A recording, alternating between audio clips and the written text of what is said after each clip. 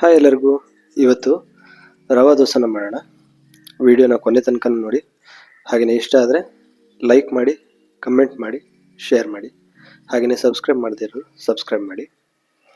ಮೊದಲಿಗೆ ಬಾಂಬೆ ರವಾನ ತೊಳೆದು ಒಂದು 10 ನಿಮಿಷ ನೆನೆಸ್ಕೊಳ್ಬೇಕು.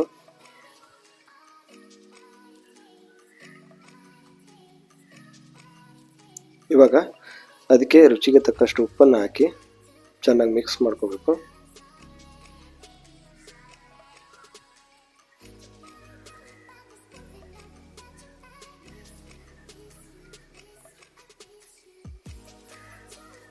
ಇದನ್ನು ತುಂಬ ತೆಳ್ಳಗೆ ಮಾಡ್ಕೋಬಾರ್ದು, ಯಾಕಂದರೆ ಕೈಯಲ್ಲೇ ಹಾಕೋದಕ್ಕಾಗಿ.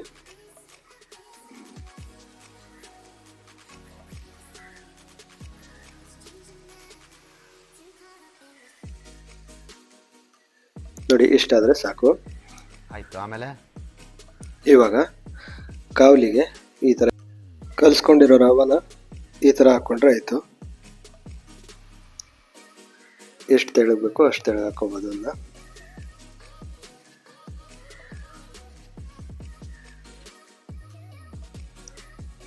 ಈ ಥರ ಹಾಕ್ಕೊಂಡು ಸ್ವಲ್ಪ ರೋಸ್ಟ್ ಆಗೋವರೆಗೂ ಕಾಯಬೇಕು.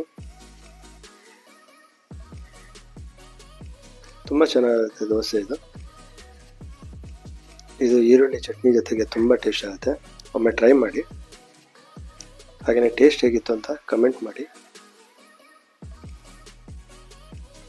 ನೋಡಿ, ಈ ಥರ ಹಾಕ್ಕೊಂಡ್ರೆ ಆಯಿತು. ಈ ಕಣ್ಣಲ್ಲಿ ಇನ್ನೂ ಏನೇನು ನೋಡಬೇಕು. Thank you.